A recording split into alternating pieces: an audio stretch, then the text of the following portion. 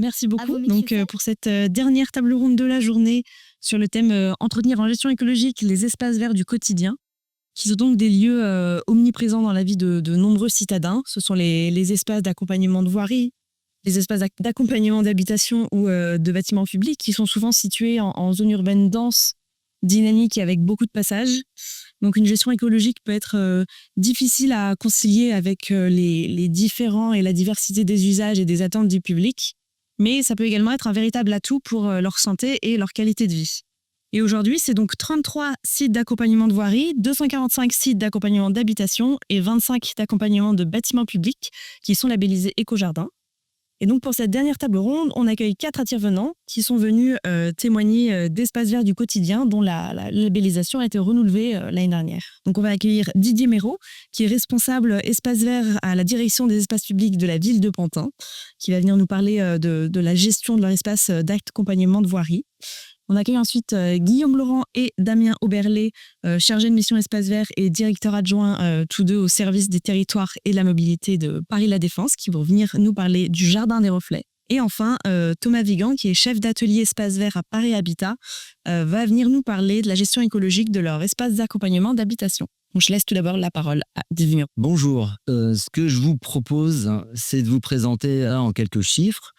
Et puis après, un peu l'historique de notre mode de gestion. Et puis après, il y aura des photos qui me permettront de vous mettre en exergue tous les problèmes qui sont vus par nos jardiniers sur les différents types d'aménagements qu'on peut avoir en accompagnement de voirie. Alors, Pantin, en quelques chiffres, on a déjà 63 000 habitants. C'est situé dans le 93, Seine-Saint-Denis. Superficie 5 km².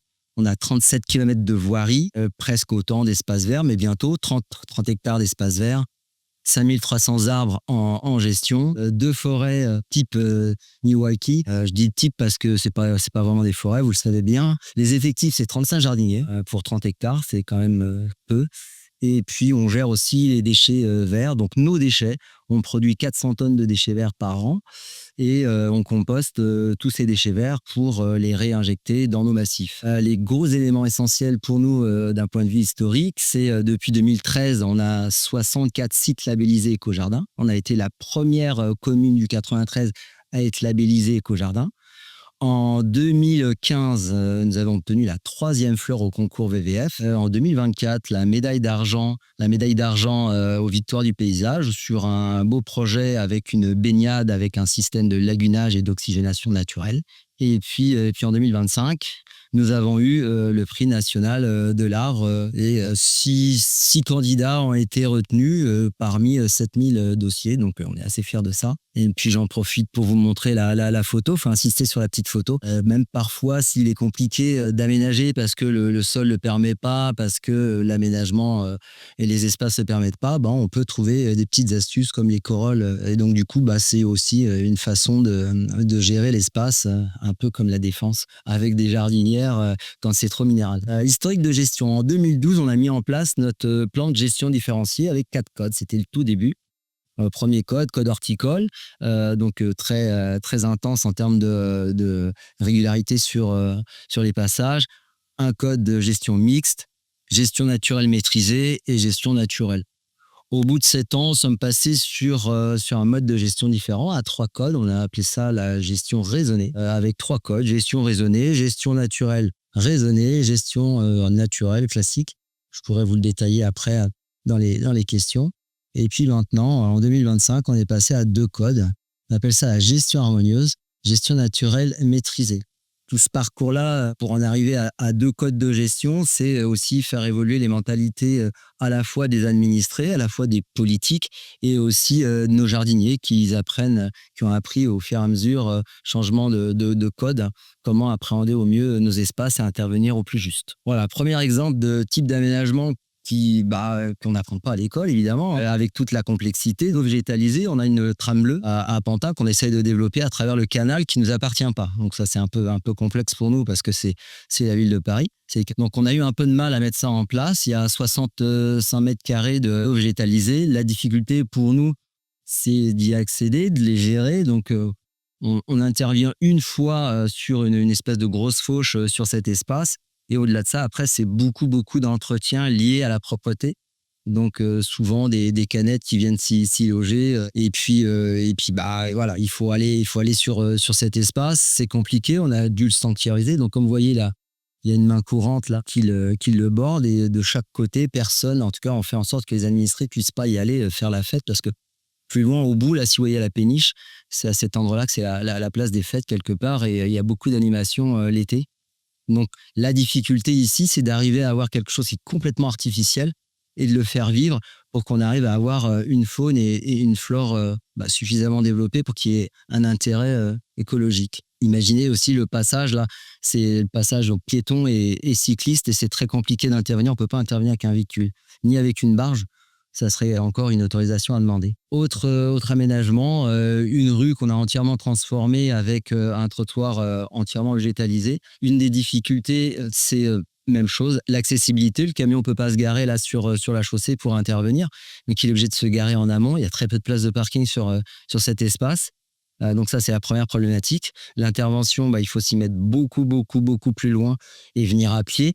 La gestion des déchets, même chose, c'est compliqué parce qu'on ne peut pas mettre le camion à côté, sinon on va créer un bouchon. Problème aussi de proximité par rapport aux sorties des bâtiments. Les gens ont souvent tendance à traverser, donc il faut aussi créer une espèce de petite barrière physique avec les petites lisses, sans trop imposer de barrières physiques comme des ganivelles. On essaye de varier un peu tout ça. L'emprise aussi des végétaux, il faut qu'on garde un certain gabarit pour éviter que les végétaux ne deviennent trop envahissants et gênent le fil de l'eau, par exemple.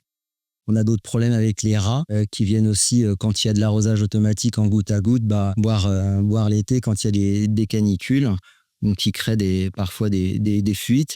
Et puis après, il y a tout ce qui est lié à la pollution. Typiquement, quand on a de la neige, les gens ont tendance à saler les trottoirs. Il faut que les plantes soient capables aussi de résister donc au sel. C'est des conditions difficiles, tout ça, qui demandent aussi aux jardiniers d'intervenir, de couper quand c'est nécessaire, si les feuilles sont brûlées par le sel, et aussi parfois par les gaz d'échappement. Autre aménagement, même chose, vous voyez, là, c'est une fois de plus, c'est un trottoir végétalisé. Lui, il a été vraiment dimensionné, donc c'est plus un élément technique avant même d'être un aménagement décoratif, parce qu'on a souvent pensé l'espace d'accompagnement de voirie comme quelque chose de décoratif, mais finalement, c'est d'abord un élément technique qui sert aussi à éviter de saturer le réseau d'eau pluviale. Donc, c'est l'esprit tampon de ces aménagements qui permettent de réduire l'excès d'eau au moment des orages. Donc, même chose, si c'est salé, il va y avoir des problèmes. S'il y a un excès d'eau, il va y avoir aussi asphyxie des racines. Donc, toute la partie du sol, et peut-être j'y reviendrai après, qui est la base de tout aménagement, toute la partie du sol doit être bien travaillée par le jardinier bien en amont. Et là, difficulté à intervenir, c'est la même chose, on ne peut pas stationner, donc beaucoup de perte de temps. Donc on perd beaucoup plus de temps sur des accompagnements de voirie que sur un parc. Une fois qu'on est positionné, c'est beaucoup plus simple. Là, c'est beaucoup plus compliqué. Surtout que les administrés sont souvent pas très tolérants. Il faut gérer par rapport au timing. Par exemple, là, une départementale, il y a un grand terre-plein central qui avant était entièrement minéral, il n'y avait que les arbres. On a tout retiré, on a tout végétalisé. Et vous imaginez bien que pour intervenir sur cet espace-là, il y a énormément de voitures, donc il faut être dans le bon timing par rapport aux heures de bureau, si je puis dire. Et on ne peut pas intervenir au moment des heures de bureau, sinon on va créer un bouchon énorme. Donc ça, c'est le premier point. Donc c'est encore un problème. L'autre problème est physique, c'est-à-dire qu'ils vont respirer des gaz d'échappement. Les jardiniers, ça va pas être très sympa. Donc il y a toute une planification par rapport aux interventions qui sont pas évidentes à gérer, et on y arrive. Et puis l'autre accompagnement qu'on voit sur le premier plan, ça longe une piste cyclable, donc c'est pareil, il faut faire attention à ça. Et en termes de déplacement, d'organisation, de sécurité, plan de formation, mise en sécurité des chantiers, tout ça, ça demande beaucoup d'investissement, et ça montre bien que le métier de jardinier en milieu urbain, c'est pas du tout le même métier que dans un parc ou de ce que les jardiniers, l'ancienne génération, ont pu apprendre. Donc, beaucoup de nouveautés. Là, une connexion entre deux rues, là, on voit encore le problème. Donc, effectivement, c'est plutôt bien dense au niveau des végétaux, mais pour que le jardinier puisse intervenir, une fois de plus, c'est un peu plus compliqué, même si c'est quand même bien plus sympa qu'en bordure de départementale. Là, l'intérêt, c'est une immersion pour pour l'administrer quand il traverse cette connexion. La difficulté pour le jardinier, c'est d'arriver à intervenir sans abîmer déjà les végétaux. L'accès n'est pas forcément à tous les mètres, mais il est plutôt 50 mètres en amont. Donc, il y a un vrai travail de sensibilisation par rapport aux jardiniers.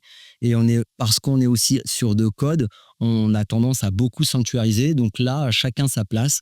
Le piéton a sa place et la faune, la flore, elle a sa place. Chacun peut s'exprimer, chacun peut en profiter.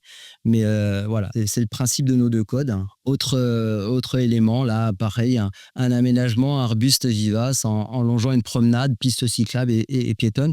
La difficulté sur pareil, j'aurais pu le dire avant, c'est l'îlot de chaleur. Forcément, les pavés, plus la réverbération de l'eau sur ces végétaux, c'est compliqué. Donc, dans le choix, c'est pas évident et ça permet aussi de voir les plantes qui tiennent et celles qui tiennent pas. Faire attention au gabarit des plantes. On voit bien que les plantes, là, commencent à prendre un peu de place, notamment les phomix prennent un peu de place sur la piste cyclable. Donc, une fois de plus, il faut que tout le monde y trouve sa place en harmonie. Voilà, donc pareil, on ne peut pas stationner, donc il faut éventuellement des petits véhicules type goupil qui ne font pas plus de 90 cm pour pouvoir se stationner et gérer les déchets. On en a quelques-uns, mais c'est pas suffisant. Encore un problème de gabarit aussi qu'on peut rencontrer, qu'on n'aura pas dans un parc. C'est-à-dire que là, on avait investi, en fait, cet espace ne nous appartient pas réellement. Donc, on avait modifié et puis on avait vraiment bien profité de ces espaces pour planter comme il faut. Et puis, ils sont venus nous implanter 2 panneaux publicitaires. En raison, ils sont chez eux. Sauf que après, derrière, nous, la gamme végétale correspond plus. Bon, tant qu'ils râlent pas, on laisse ça comme ça. Mais vous voyez bien que, ouais, moi, je préfère avoir de la fleur qu'une pub. Mais l'idée, c'est en fait, les contraintes sont complètement différentes. C'est pareil, là, c'est un accès piéton, donc on peut pas venir avec un véhicule. C'est un grand giratoire, donc on a des difficultés à se garer. Souvent, les véhicules qui klaxonnent les jardiniers, des fois, ils sont un peu agressifs parce que voilà, ils sont pas partis au bon moment, donc ils rentrent du bureau, et ils sont pas contents, ils vont être en retard pour aller récupérer le gamin. Donc, il y a aussi du stress, un autre aménagement. Donc là, c'est plutôt une zone pavillonnaire où, même chose, le stationnement, donc difficile d'accéder avec le camion. Tout se fait à la main, tout se fait à pied, assez chronophage. On a végétalisé le mur, on a végétalisé les pieds d'arbres, mais avec du corten pour limiter les dégâts, notamment des chiens qui posent problème. La petite ganivelle qui est pas trop imposante. Parfois, elle est imposante. On a eu une réunion avec le service propreté cette semaine parce que les jardiniers jardinent et le service propreté, lui, gère tout ce qui est déchets. Notamment, je vois encore au niveau des feux tricolores où une fois que le gars a bu sa canette, il la jette dans le massif, c'est le côté pratique. Ça, en termes d'accessibilité, même pour eux, c'est compliqué. Donc, on est en train de voir pour créer des systèmes d'ouverture quand on a des ganivelles un peu hautes pour éviter les chiens, etc., qui puissent y accéder rapidement. Je suis bien, mais il faut me le dire. Voilà. Je termine. Toiture végétalisée. Là, c'est le pire de tout. C'est compliqué d'accès. Donc, on a ça aussi. Imaginez bien, pour accéder, pour les déchets, pour tout ça. Puis là, en termes de sécurité, ligne de vie, casque, etc. Voilà. Donc, nos jardiniers savent tout faire à Pantin. Là, dernier visuel, c'est une rue jardin. Donc, c'était en fait, à la base, c'était une rue qu'on a entièrement végétalisée. Là, beaucoup avec des plantes indigènes du bassin parisien. Moi, j'aime bien aussi les plantes horticoles, mais là, c'était indigène du bassin parisien avec toutes nos codes de communication, notamment QR code et puis petits panneaux d'information, nichoir, hôtel à insectes, etc., etc. J'irai pas plus loin. Voilà. Merci beaucoup. Donc, je passe maintenant la parole à Guillaume Laurent. Et comme vous êtes tous passés par le quartier d'affaires, vous avez peut-être vu qu'il y avait un petit peu de verre sur la montagne de béton. Et donc, on voulait commencer par quelques chiffres. Nous, notre patrimoine, c'est environ 15 hectares à l'intérieur du quartier d'affaires. Donc, c'est pas gigantesque, mais sur un site pareil, ce n'est pas rien. Et c'est surtout 3800 arbres, dont 3/4 sont cultivés hors sol, sur des toitures, sur des dalles, etc. Et seulement 1/4 en pleine terre. Tout ce patrimoine, il est aujourd'hui géré avec un plan de gestion qu'on est en train de revoir de fond en comble, qui est basé sur 4 niveaux de gestion avec chaque fois des prescriptions, mais qui ont tous en commun malgré tout, et malgré notre site, d'essayer de favoriser autant qu'on le peut la présence de la nature dans le quartier d'affaires. Et on nous a demandé de parler du square des reflets, donc c'est pour ça qu'on est venu aujourd'hui. Alors le square des reflets, c'est là où il y a la petite feuille sur le plan, donc on est vraiment au beau milieu du quartier d'affaires, pour qu'on ait un point de repère. La tour Séquoia dans laquelle on se trouve est au nord-ouest du quartier.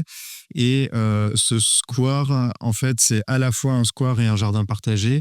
parce que en fait il est environné de logements, puisque à l'intérieur du quartier d'affaires il y a aussi des poches de logements qui ont été conçues qui ont été prévues dès la conception initiale du quartier d'affaires.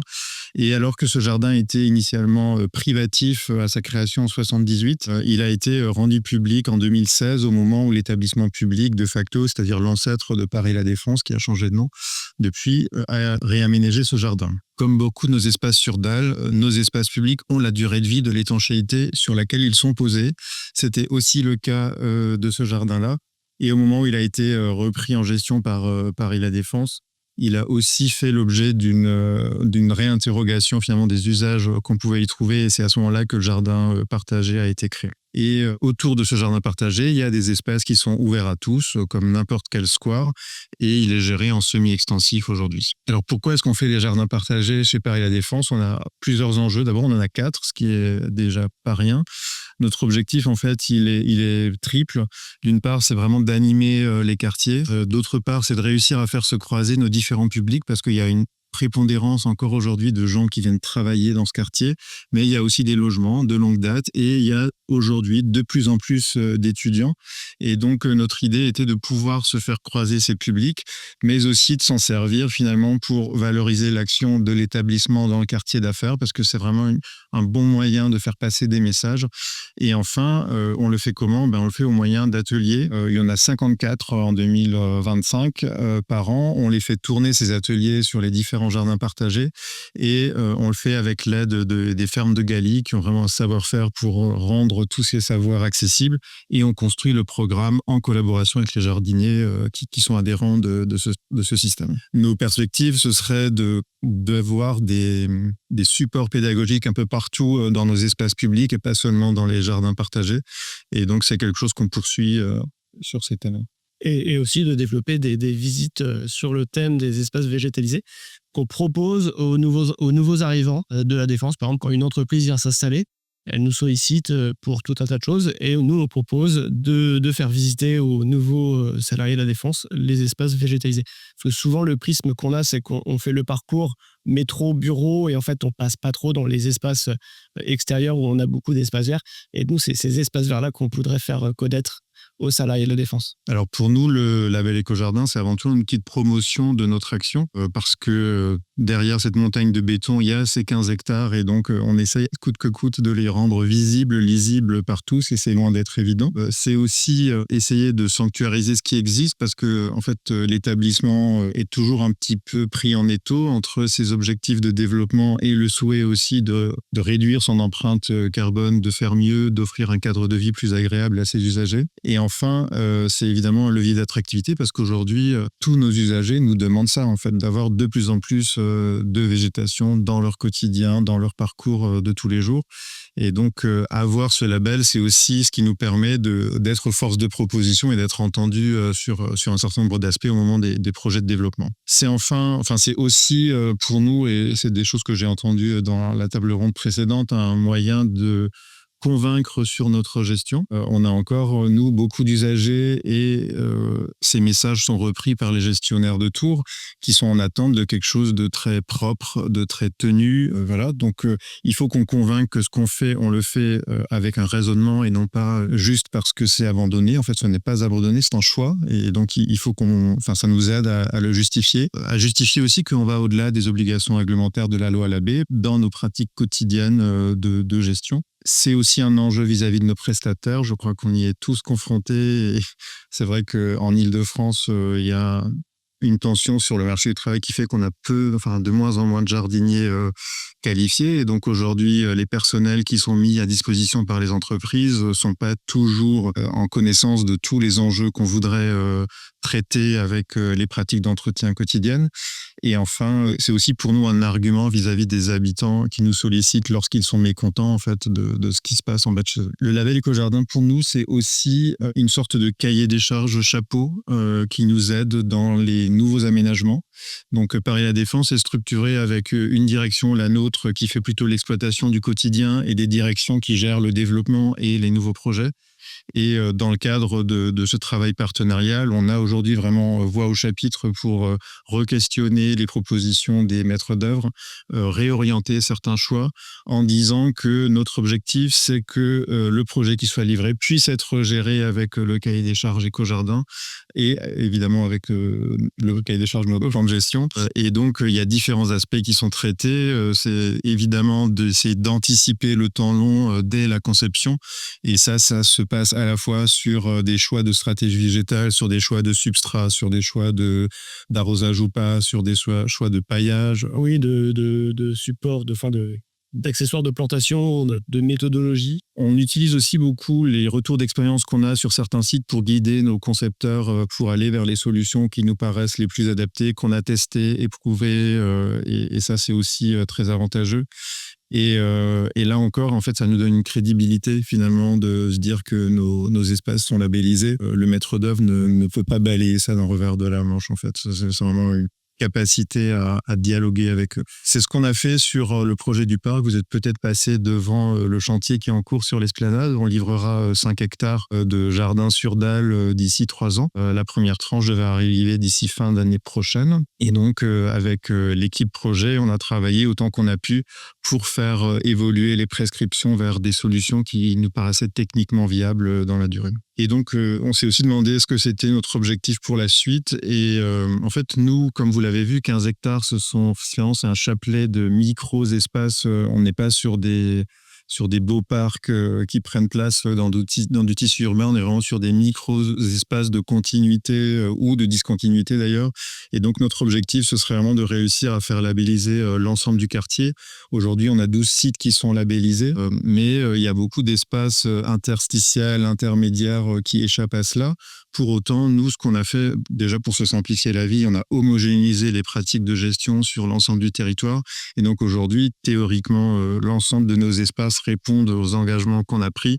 Pour autant, ils ne sont pas tous labellisés et valorisés. Et donc, c'est vraiment là-dessus que nous, on souhaiterait pouvoir avancer avec le label pour prêcher pour notre paroisse, puisque on pense aussi que aujourd'hui, les espaces urbains, le nôtre, c'est le paroxysme, mais sont de plus en plus denses et que ces micro-espaces ont tous autant de valeur que des grands espaces dans des zones moins denses ou qui sont moins soumis à la pression foncière que le quartier d'affaires ne peut l'être. Voilà. Merci. Et pour terminer, la parole. Bonjour à tous, merci pour l'invitation. Je vais vous présenter la gestion écologique qu'on essaye de mettre en place sur les espaces verts de Paris Habitat, souvent dans des contextes urbains assez denses. Donc, c'est montrer que la gestion écologique peut être durable, améliorer le cadre de vie des habitants et surtout sans générer de surcoût auprès de nos locataires. Pour rappel, l'entretien des espaces verts sont des charges récupérables auprès des locataires. Donc, voilà. Pour commencer, je vais vous présenter un peu Paris Habitat. Donc, Paris Habitat, c'est un bailleur social de la ville de Paris. Aujourd'hui, on gère 128 000 logements, plus de 4 000 commerces, et on a un héritage assez ancien vu que le parc est composé de plus de 30% de logements qui ont été construits dans les années 1950. Donc, pour être bref, Paris Habitat loge quand même un Parisien sur 9. Ce qui est de mémoire à peu près équivalent à une ville comme Bordeaux. Donc en parallèle de ces habitations, on a aussi du coup des espaces verts, donc 110 hectares d'espaces verts répartis sur plus de 900 sites, donc qui sont situés sur Paris et sa banlieue. Donc pour s'occuper de ces espaces verts, donc nous avons une régie interne avec des jardiniers, des élagueurs et des maçons paysagistes. Nous faisons aussi appel à des entreprises partenaires, prestataires, des entreprises d'insertion et des régies de quartier pour tout cet entretien. Cette diversité de personnes rend indispensable une vision cohérente et partagée des pratiques écologiques. Donc, c'est piloté par des conducteurs de travaux au sein de notre régie, mais aussi par des gestionnaires techniques afin d'assurer une gestion homogène à l'échelle du patrimoine. Donc, Paris Habitat a engagé depuis longtemps sur la question de la transition écologique, donc depuis plusieurs années. La stratégie repose principalement sur la végétalisation des bâtiments et des espaces libres. Donc aujourd'hui, on a plus de 8 hectares de végétalisation qui ont été créés depuis 2014, dont 4 hectares en pleine terre. on a adhéré, l'établissement a fait le choix d'adhérer à la charte de l'arbre et le déploiement de la démarche écolabel sur nos sites. Concrètement, ces enjeux écologiques qui se distinguent par un objectif de plantation d'un arbre pour 100 mètres carrés d'espace vert créé, la désimperméabilisation des sols, alors que ce soit aussi bien végétalisé ou non, le permis de végétaliser et la création de jardins partagés pour les locataires, et aussi l'application du barème de l'arbre dans nos pratiques pour mieux protéger notre patrimoine arboré. L'idée avait été simple, c'était de limiter les intrants, favoriser la biodiversité et adapter aussi nos pratiques à la densité urbaine. Donc pour y parvenir, donc, nous avons bien évidemment formé nos jardiniers de nouvelles pratiques écologiques. Nous avons aussi fait évoluer nos marchés d'appel d'offres avec une orientation porter sur la biodiversité et accompagner l'ensemble des intervenants, que ce soit Paris Habitat ou prestataires extérieurs, dans l'évolution de ces pratiques. Parce que qui dit logement dit réhabilitation et dit aménagement. Donc pour ça, je vais vous présenter 2 sites qui sont le 183 Murat, un site du 16e arrondissement. Donc immeuble de type HBM, construit en 1926, donc avec une population assez dense parce qu'il y a 218 logements pour 365 habitants et 1080 mètres carrés d'espace vert. Et ce site est vraiment situé dans un contexte très urbain, littéralement coincé entre la Seine, le boulevard périphérique et le boulevard des Maréchaux sur une partie. Et le 211 Gambetta, sensiblement pas du tout la même chose, qui est un site beaucoup plus récent, avec une densité de population plus importante, de 574 habitants, et des espaces verts aussi plus importants, donc 2800 mètres carrés, et la création d'un jardin partagé, donc qui est géré par l'amicale des locataires sur ce site. Là, c'est pareil, on se retrouve, ce site-là dans le 20e, se retrouve coincé lui aussi entre le boulevard périphérique, les boulevards des Maréchaux, et ces 2 sites sont situés dans des zones où les parcs de la mairie de Paris ne sont pas tout proches. Alors en termes de pratiques écologiques, nous avons sur ces 2 sites une gestion de l'eau plus importante.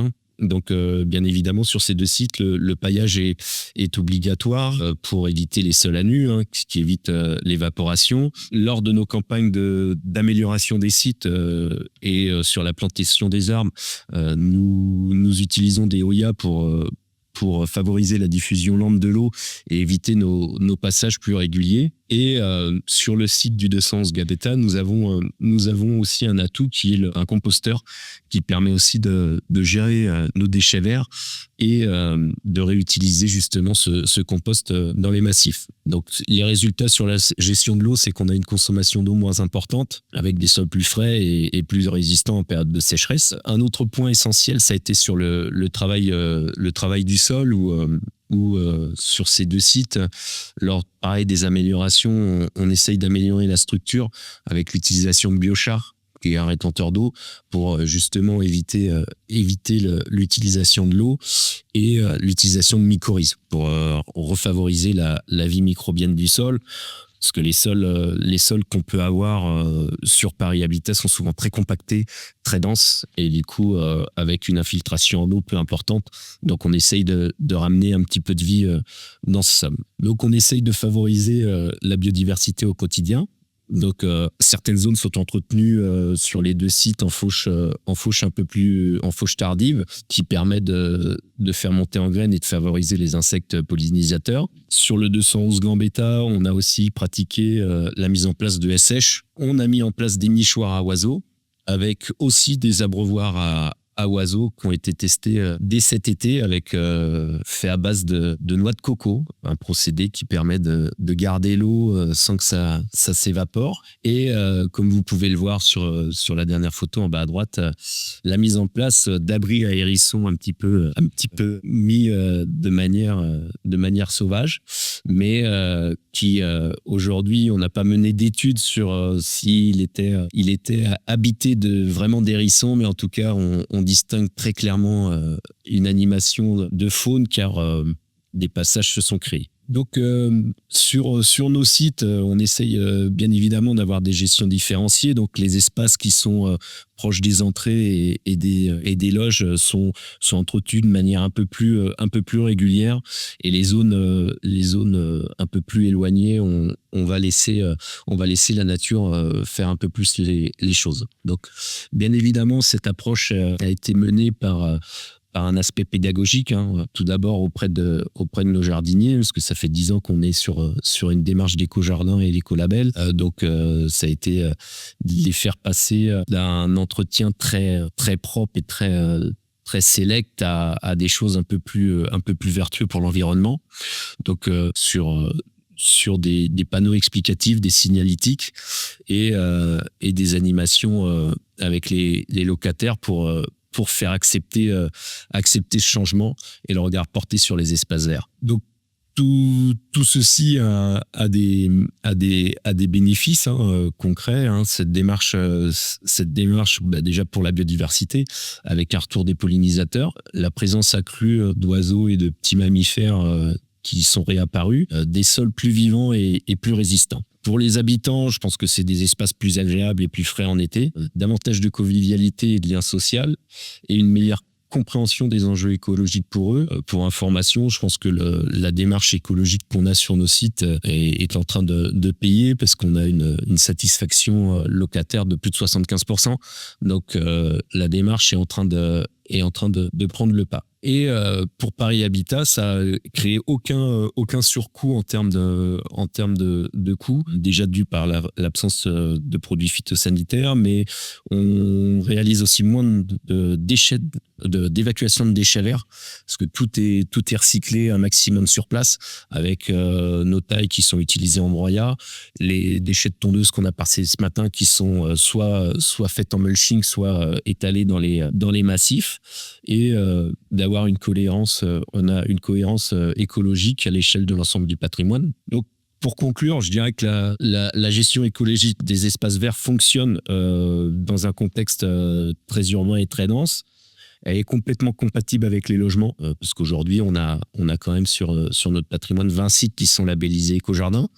Ça améliore le cadre de vie auprès de nos locataires.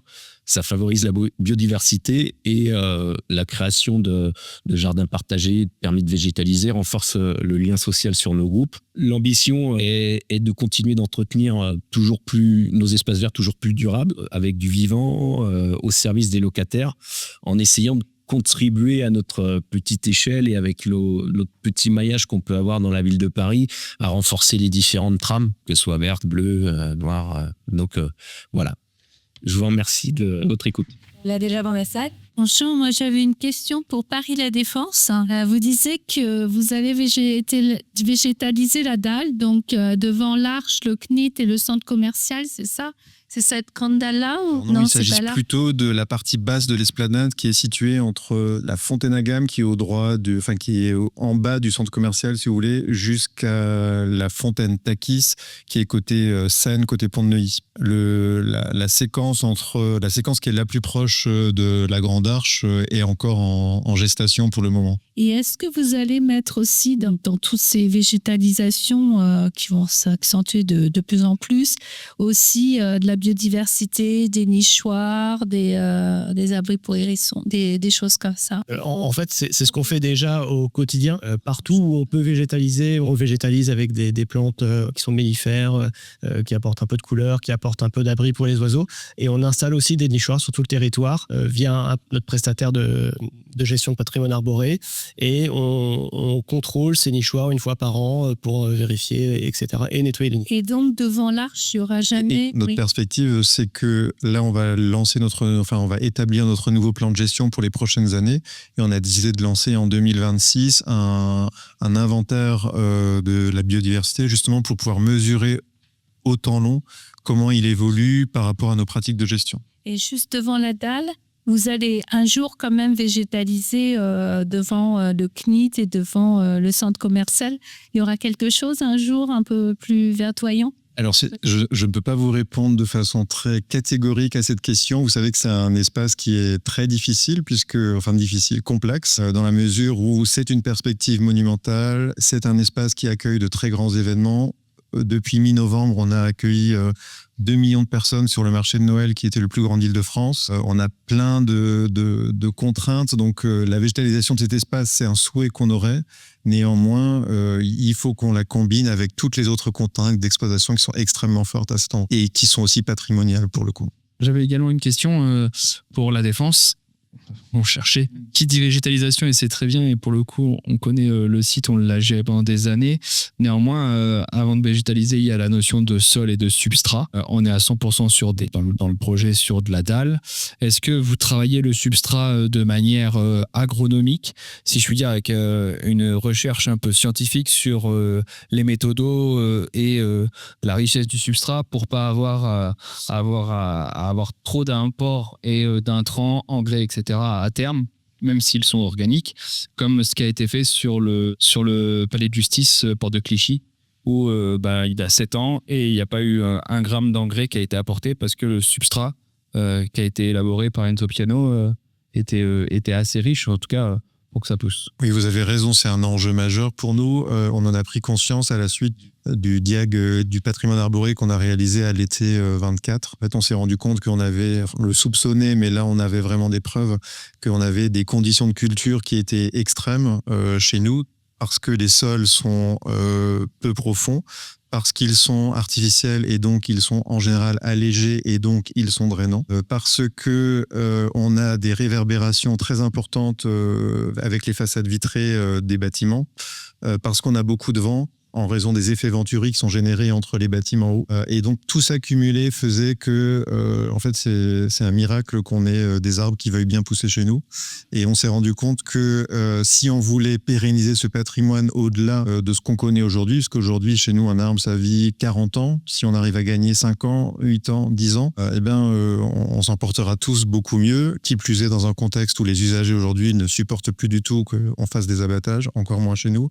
Et donc, on s'est dit qu'il fallait qu'on puisse agir à la fois sur la ressource en eau et à la fois sur la qualité des sols. Alors la ressource en eau, c'est un vaste sujet, mais on travaille sur des expérimentations d'eau grise. On en est encore au balbutiement, mais on espère pouvoir diversifier notre ressource en eau. Et moi, j'ai une seule peur bleue durant l'été, c'est que les arrêtés sécheresse nous obligent à arrêter d'arroser et on perd tout. Et le deuxième axe, c'est effectivement de travailler sur les sols. Et pour cela, en fait, on va lancer en 2026 un marché sur lequel on va se faire accompagner sur le plan agronomique de façon à conserver un niveau de, je ne sais pas s'il faut dire fertilité, mais en tout cas de fonctionnement de nos substrats de culture qui sont pas des vrais sols, mais qui doivent être performants néanmoins. D'avoir une conservation de l'activité agronomique, puisque pour le coup, les vers de terre, ils vont pas prendre le métro pour... C'est ça. Mais il y a très peu de littérature sur le sujet, et donc on est en train de construire une démarche. Substrat qui est érigé sur le palais du Porte de Clichy, s'il a été élaboré par... J'ai une question pour Thomas Vigan à Paris Habitat. On a beaucoup vu les aménagements qui sont faits au niveau des espaces verts, des jardins avec des installations de nichoirs, etc. Pour autant, le bâti en lui-même est aussi un support qui peut accueillir à la fois la faune et la flore. Est-ce que vous menez des actions particulières pour pouvoir également intégrer, du coup, je pense notamment aux oiseaux et aux nids, notamment dans les opérations de rénovation thermique, par exemple, qui donnent aussi l'occasion d'intégrer des nichoirs directement dans les façades. Alors oui, c'est tout nouveau au sein de Paris Habitat, mais dans le cadre des rénovations et des plans de réhabilitation, on est très suivi par toutes les associations naturalistes et aujourd'hui on commence à mettre en place justement toutes ces choses pour sauver la nidification et les oiseaux de plus en plus, quoi. Même dans les phases projet. Et je pense qu'à court terme, sur Paris Habitat, toutes les opérations, il y aura des écologues de missionnés pour justement protéger la faune. J'ai une question pour Paris Habitat. Dans votre travail avec les entreprises prestataires, vous avez parlé d'une évolution des marchés, de renforcer la prise en compte de la biodiversité. Alors la première question, c'est par quel critère, quelle demande. Et puis ensuite, on sait que ça suffit pas d'écrire des belles intentions dans un cahier des charges pour s'assurer du résultat derrière. Donc est-ce que vous avez un exemple concret de freins, de problèmes que vous avez rencontrés et quelles mesures vous avez pu mettre en place pour améliorer ce travail et puis rien lâcher sur la prise en compte de la biodiversité? Alors comme le disait le monsieur d'avant, sur les marchés, on évolue nos marchés au fur et à mesure avec plus d'écologie, donc c'est sur les moyens de déplacement, sur les BPU avec par exemple la mise en place de choses ancrées sur la biodiversité. Et derrière on a cette particularité à Paris Habitat où on a un service espace vert et on a des gestionnaires techniques qui suivent les entreprises. Donc on a une vision qui est tout de suite sur le rendu et sur l'activité des entreprises. Ouais, j'avais une question pour la ville de Pantin par rapport aux radeaux végétalisés. Je voulais savoir s'il n'y avait pas trop de problématiques avec le passage et le brassage des péniches qui impactaient sur les radeaux. Et je voulais savoir si en dessous de ces radeaux végétalisés, on avait constaté éventuellement un impact sur la faune piscicole en termes de frayères ou de choses comme ça. Oui, effectivement, il y a un impact par rapport aux frayères. Donc, on a retrouvé des petites écrevisses, des petits poissons. Donc, oui, ça fonctionne. Parce qu'il y a des frayères avec le principe des coquilles d'huîtres. Donc, il y a plusieurs blocs qui servent aux frayères. Et non, en fait, il n'y a pas trop d'impact par rapport aux péniches. On vérifie évidemment les ancrages. Ça, c'est primordial. Il faudra qu'on gère l'enracinement pour pas que ça alourdisse trop lors de passage des péniches. Donc, pour qu'il n'y ait pas trop de vagues qui viennent submerger la végétation. Non, pour l'instant, ça se passe plutôt bien. Pas énormément de recul, ça fait 4 ans que c'est en place, mais pour l'instant ça se passe plutôt bien et au contraire ça casse un peu plutôt les vagues des péniches. On va peut-être poser d'abord une question du chat, le temps il marche. Alors c'était court, c'était pour la défense, pour créer le cheminement, pour créer le lien entre tous les espaces que vous avez créés, parce que moi j'ai découvert il y a peu le jardin des reflets, tout ça, et effectivement il y a des trucs incroyables à la défense. Est-ce que vous avez pensé à créer un cheminement végétalisé? Parce que ça pourrait créer ce lien qui manque aujourd'hui et donner envie de voir tous ces espaces qui ne sont pas reliés. En fait, on aimerait bien le faire, mais c'est pas toujours possible parce que notre contrainte, c'est la dalle et ce qu'il y a en dessous. Et en fait, on peut pas toujours soit creuser la dalle ou sinon poser du mobilier sur la dalle pour faire ce cheminement vert parce que on est très très contraint par les charges qu'on y installe. En fait, on a l'intention. Mais en fait, chez nous, très vite, c'est très ouvrageux et très coûteux. Donc, on le fait lorsqu'on fait des projets de rénovation complète. On se rend compte que c'est plus difficile à faire sur du micro qui viendrait relier les espaces les uns aux autres. Et l'année dernière, on s'est dit que finalement, avant de le faire physiquement, il fallait peut-être déjà le faire germer dans la tête de nos usagers. Et donc, on essaye de construire des outils pour que ça arrive dans les cartes mentales de nos usagers et qu'ils se rendent compte de ce qui est disponible pas loin de chez eux, même si physiquement il peut y avoir des séquences sur les qui restent un peu sèches. Donc on travaille aussi là-dessus en fait à valoriser vraiment les petits espaces de proximité du quotidien et à ce que petit à petit ce réseau il se constitue dans les cartes mentales. Je voudrais rajouter quelque chose concernant les sols. On parle souvent de chimie, donc les agronomes. On oublie souvent les biologistes. Faut pas oublier qu'un sol il est vivant avant d'être chimique. Et donc la partie fertilité elle passe aussi par les champignons, les bactéries. Évidemment les vers de terre, donc c'est souvent sous-estimé. Nous à Pantin on travaille là-dessus et on va faire un inventaire de nos bactéries, de champignons indigènes de Pantin et les mettre en culture et pouvoir les inoculer au moment des nouveaux projets, des plantations. Donc ça c'est primordial et si la terre est pas bien saine et vivante, on peut pas avoir des plantes très résistantes au changement climatique et on n'a aucune idée de l'impact du changement climatique sur la vie microbienne. Et nous, on va bosser sur ce dossier-là parce que si les sols subissent comme les végétaux le changement climatique, on peut faire tout ce qu'on veut, on n'y arrivera pas. Donc il faut vraiment qu'on s'occupe de nos sols, sinon on va à l'échec. Et on peut prendre une question de nos participants à distance. Donc une question de Stéphanie Garrido de l'Arbe, PACA. Comment est traité le sujet du plastique dans vos aménagements et votre gestion? Donc les bâches de plantation, les barrières antiracinaires, attaches tuteurs, clôtures, grilles ou autres, ou talles de stabilisation, arrosage automatique, etc. Pour Paris Habitat, les bâches plastiques, c'est rédhibitoire. L'arrosage automatique est vraiment mis très très faiblement et principalement sur des sites où on va être sur dalle comme à la Défense, et ça va être les seuls endroits où on va en mettre. On défend le fait que la palette végétale doit être adaptée au changement climatique, et que on préfère sur les sites un peu plus anciens laisser le végétal mourir et le remplacer par des végétaux adaptés. Pour nous, les barrières racinaires sont indispensables en milieu urbain. Quand on a du réseau, du gaz, de l'eau, etc., on n'a pas le choix. Il faut en mettre, sinon à terme, c'est la plante qui va poser problème et on va nous demander de l'abattre. Donc la barrière racinaire, pour le coup, c'est difficile de s'en passer, à moins de trouver une nouvelle barrière racinaire qui serait 100% écolo. Pour l'instant, il n'y en a pas, mais quand on peut éviter d'en mettre, on n'en met pas. Concernant les bâches, maintenant il existe des bâches biodégradables de différents types, 2 ans, 3 ans, 5 ans, et c'est ce qu'on utilise le plus souvent quand on est très contraint, notamment dans des talus. Autrement, c'est le paillage. Moi, j'avais une question pour Pantin et puis aussi pour peut-être Parc d'Habitat sur les réactions des habitants. Vous nous avez montré la végétalisation de nombreuses rues et avec une végétation qui est quand même très très présente. Je voudrais savoir un petit peu comment la population a réagi sur Pantin. Formidablement bien, forcément. Pas tout le monde, hein. Et c'est arrivé dans une des rues où on mettait un arbre.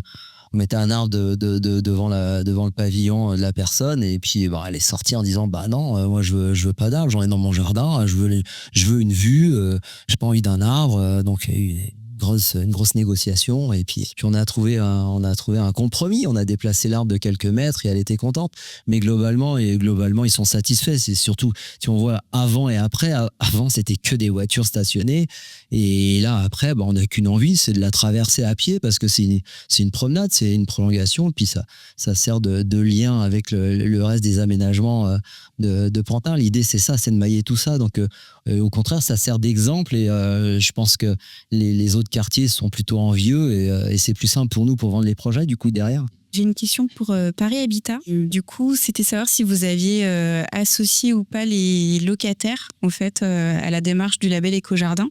Et si oui, comment? Non, c'est des choses qui ont été pilotées par le service espace vert à la base. Après, les locataires sont assez demandeurs, et on a quand même eu des retours où, à un moment, sur les premiers sites qu'on a labellisés, on a cette communication par le biais de journaux locatifs, et du coup, il y a des sites qui ont été labellisés suite à la labellisation d'autres, en disant nous aussi on aimerait bien que notre site soit labellisé. Donc, mais sur les premiers, non, ça n'avait pas du tout été en concertation avec les locataires. Une question pour Thomas Vigan. Vous dites utiliser le biochar. Dans quelle proportion l'ajoutez-vous dans le sol, et avez-vous fait des suivis, et quels sont les retours que vous avez? C'est des choses qu'on a mis en place il y a très peu de temps, et aujourd'hui on n'a pas mené d'études encore assez poussées pour savoir si c'est un réel bénéfice. On a demandé, parce qu'on utilise bien évidemment les Oya aussi, le paillage, on teste d'autres choses sur les sites. C'est principalement sur nos plantations d'arbres, et c'est ça qui les importe un peu plus. Mais on n'a pas de retour concret aujourd'hui par rapport à ça, par rapport à la gestion de l'eau. C'est ce qu'on met plus d'eau? Est-ce que la reprise est plus importante? C'est des choses qu'on demande en retour à nos jardiniers. Et là, c'est pareil aussi. Il faut qu'on arrive à avoir la démarche, et qu'eux aussi prennent la démarche pour nous faire les retours là-dessus pour vraiment avoir un... Alors et la proportion? C'est les préconisations qu'on a sur les sacs qu'on achète auprès de nos fournisseurs. Aujourd'hui, je ne pourrais pas vous dire combien. C'est Toulouse Métropole qui a beaucoup expérimenté le biochar. Il n'y a rien de probant en fait. On ne peut pas dire que ça ne marche pas.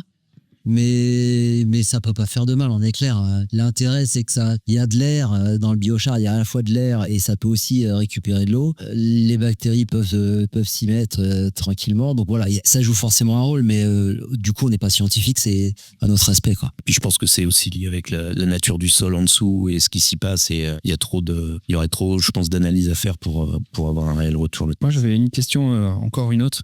À tous les quatre, on a beaucoup parlé de végétal, de la manière dont on gère les aménagements, les différents aménagements, mais je vous ai pas entendu parler de séquestration carbone, la gestion du carbone et comment vous l'abordez. Et pour le coup, on a une ville, un espace, on va dire, très vaste, mais ayant du béton, du verre, de la pollution et de l'eau, etc.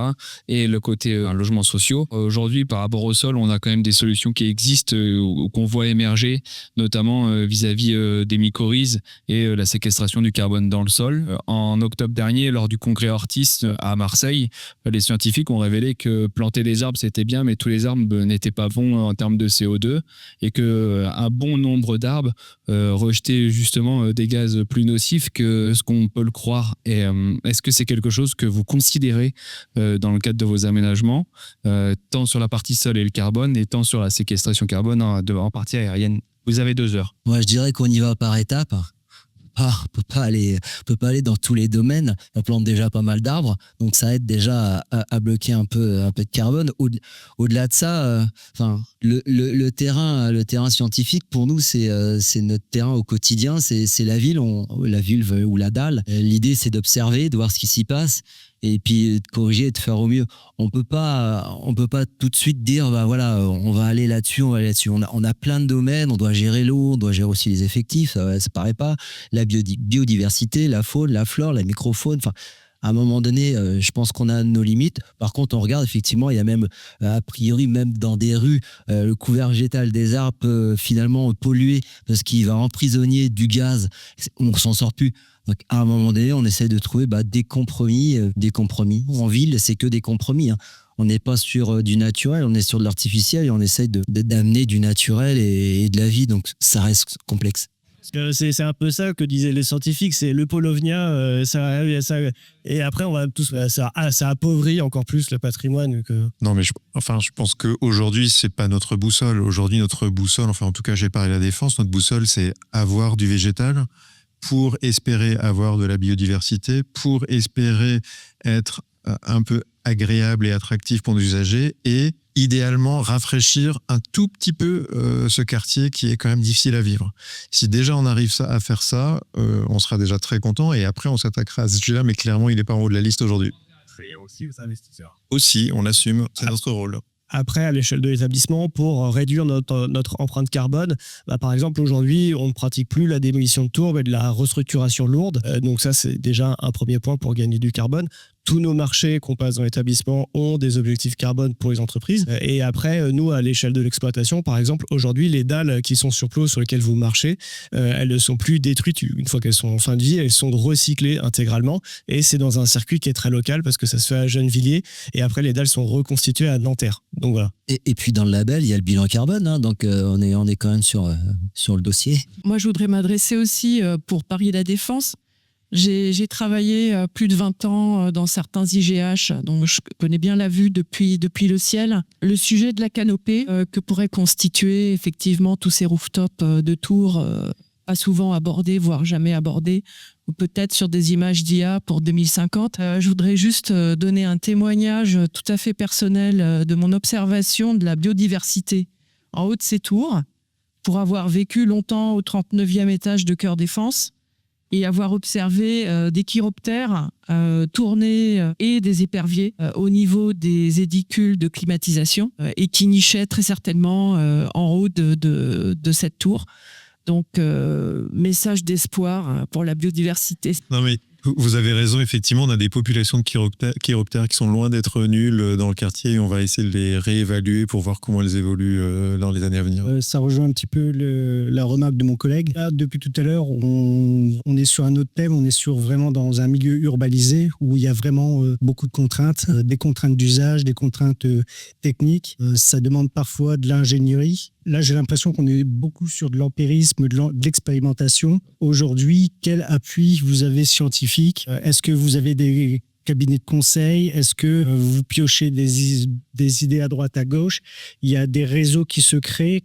Comment vous expérimentez au sein de vos établissements respectifs? Ce que j'allais dire, déjà, il y a Plantécité. Ensuite, nous, on a des assistances à maîtrise d'ouvrage qui nous accompagnent pour ces sujets-là, pour effectivement faire de la collecte faune flore, pour faire des études agropédologiques, etc. Et puis pour nous poursuivre un peu les 2D qu'on pourra collecter sur le territoire. Après, il y a nos partenaires aussi, les entreprises qui travaillent pour nous, qui, en venant sur le territoire, apprennent, nous remontent aussi des informations. Puis après, il y a notre propre ressenti de jardinier en fait qui peut amener alors, on expérimente des choses. Effectivement, aujourd'hui, on sait à peu près ce qui marche ou ce qui ne marche pas sur notre territoire.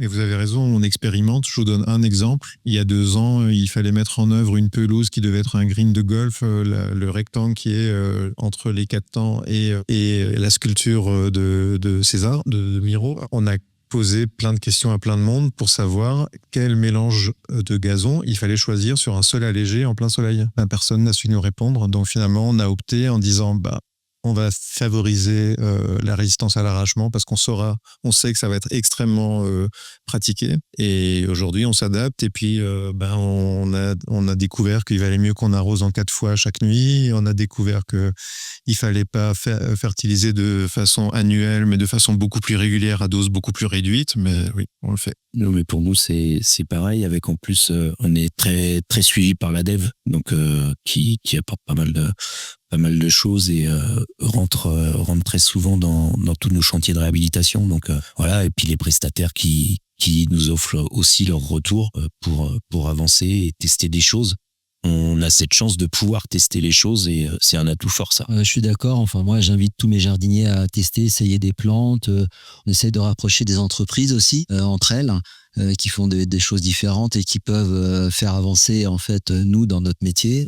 Là dernièrement, on a eu un partenariat avec Hermès. Ils nous ont trouvé des fonds pour qu'on puisse mettre en place des hôtels à abeilles solitaires. Donc avec une société belge qui s'appelle Biotel. Et l'objectif, c'est de voir ce qu'on peut apporter nous en tant que jardiniers sur notre territoire aux sciences, aux scientifiques, pour pouvoir améliorer notre biodiversité, aller là où on ne nous attend pas, c'est-à-dire aller mettre une plante spécifique pour qu'une abeille solitaire puisse revenir et connaître un peu son territoire. Voilà. Donc ça participe à faire évoluer la science, et notamment la science urbaine, parce que c'est particulier.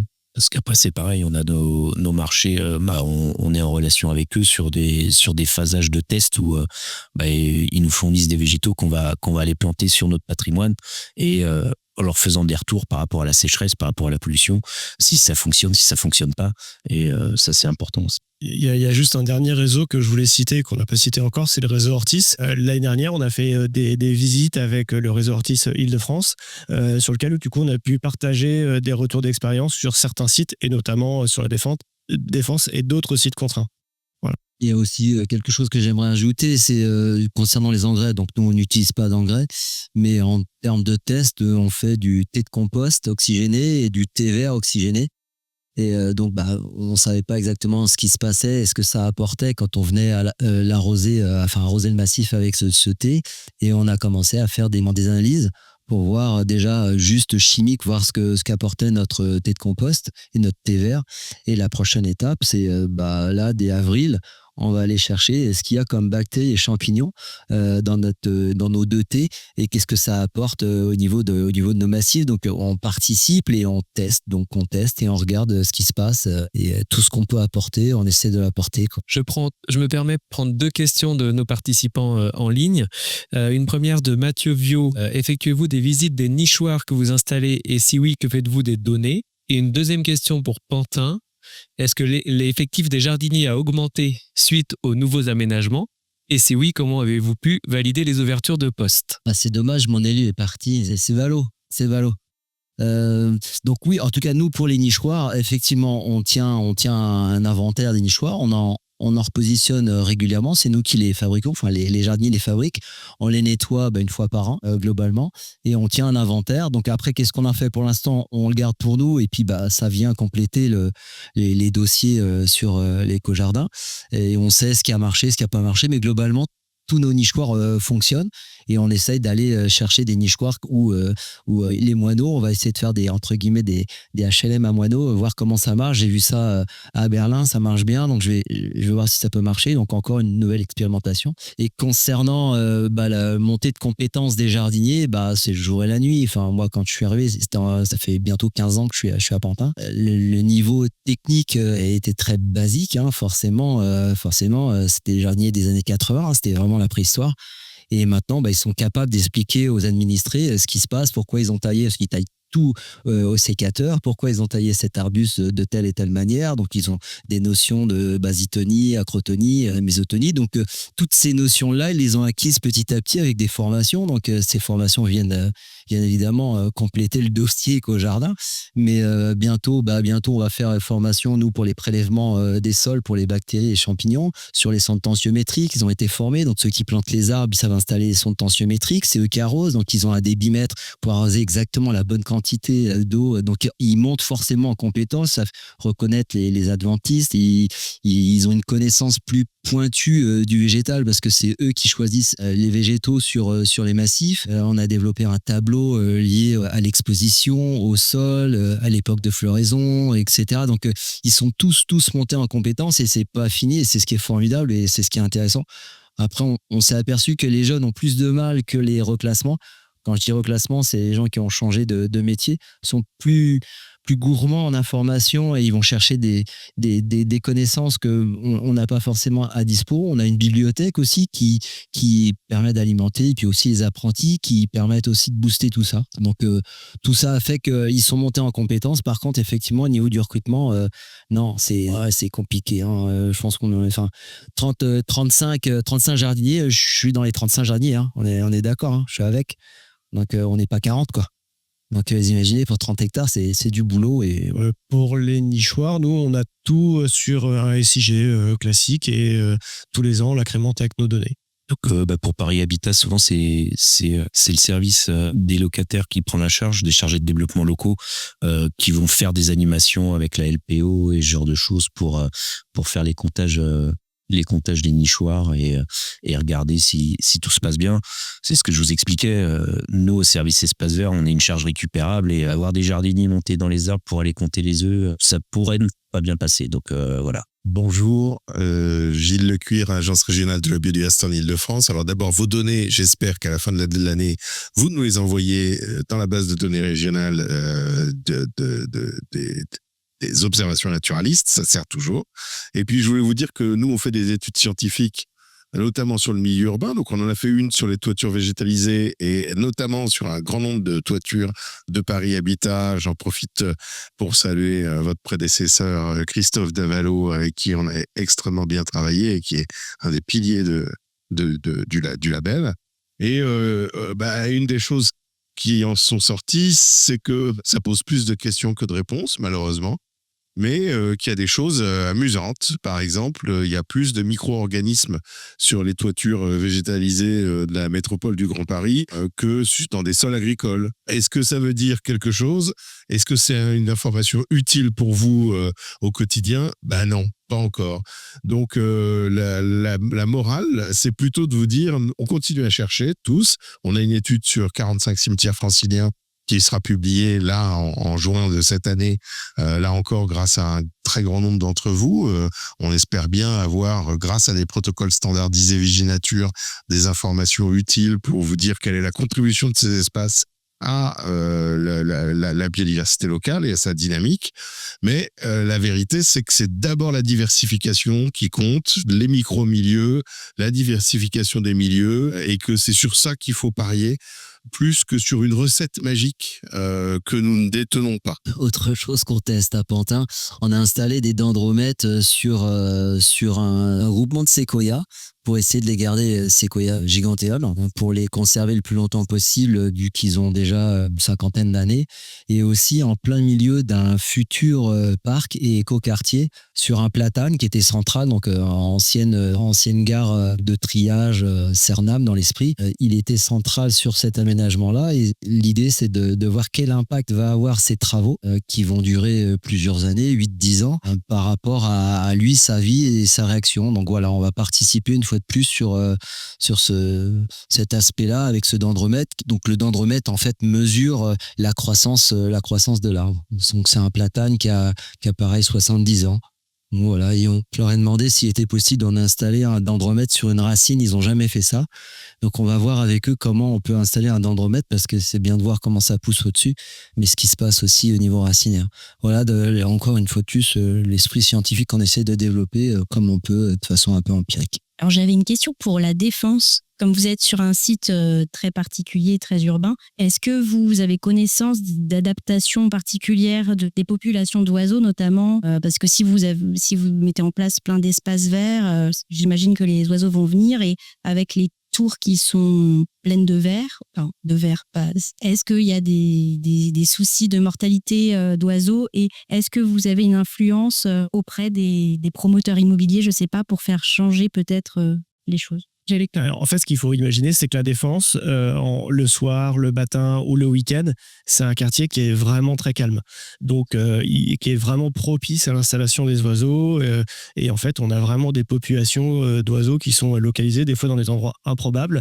D'ailleurs, ça pose beaucoup de difficultés aux promoteurs quand ils viennent faire des travaux dans les tours parce que il y a des populations de moineaux qui se cachent dans les ventilations, etc. Et du coup, faut les relocaliser ailleurs pendant les travaux. Donc oui, effectivement, dès qu'on met un petit bout d'espace vert, c'est tout de suite colonisé par les oiseaux. Par exemple, ce qui a été fait autour de la verrière de la sortie du RER Place de la Défense, là, on a végétalisé et au bout d'1 an, il y a une colonie de moineaux qui est venue s'installer là-dedans. Et elle est vraiment présente. On l'entend d'ailleurs dès qu'on passe à côté. Ça piaille, c'est incroyable. Concernant les tours, oui, il y a des percussions d'oiseaux dans les vitres. Après, je ne sais pas si nos collègues urbanistes travaillent avec les architectes là-dessus. En tout cas, ça arrive des fois effectivement qu'on trouve des oiseaux morts au pied des tours. Mais en général, c'est plus des pigeons qu'on retrouve que des petits oiseaux. Il y a autre chose ? Juste dire que dans ce quartier, parfois, il faut savoir rester humble et les oiseaux vis-à-vis des promoteurs immobiliers, ça fait pas le poids. Ça fait pas le poids. Une question pour Paris La Défense. Je voulais savoir si vous avez pris en compte la gestion des eaux pluviales dans vos projets d'aménagement paysage. Alors oui et non. Oui, parce que on généralise de plus en plus l'absence de bordure, le fait qu'on envoie les eaux de ruissellement vers les espaces plantés. Mais non, parce qu'en général, les charges admissibles sont trop faibles pour qu'on puisse se stocker. Et donc, on écrète la crue, mais in fine, on renvoie quand même encore beaucoup de nos eaux au réseau, en tout cas sur la dalle. Raison pour laquelle, pour nous, la piste de ressources en eau qui est la plus prometteuse, c'est pas l'eau de pluie qui nécessite des stockages important pour faire face aux saisons, c'est plutôt les eaux grises qui sont produites du 1er janvier au 31 décembre avec une quantité quasi régulière dans chacune des tours de bureaux. Et donc, c'est plutôt ça qu'on poursuit aujourd'hui, même si on n'a pas encore identifié la solution, on n'a pas identifié de filière, on n'a pas encore expérimenté, mais c'est l'intuition qu'on a en tout cas aujourd'hui. Et sur le projet du parc, très concrètement, il y a un certain nombre d'aménagements et ça renvoie à la question qui a été posée tout à l'heure sur l'usage des plastiques. Il y a un certain nombre d'aménagements qu'on doit rehausser pour des questions de nivellement fini. Historiquement, ces dernières années, on a beaucoup mis en œuvre de polystyrène, tous nos aménagements, qui est quand même vraiment pas satisfaisant. Là, on est passé plutôt sur le parc sur des volumes des volumes alvéolaires qui restent du plastique, mais qui sont plus performants en termes de stockage provisoire des eaux de pluie avant renvoi au réseau. Et au bout du temps qu'on a fait pour cette dernière table ronde, là, on a dépassé de beaucoup. Merci beaucoup, merci à vous 4.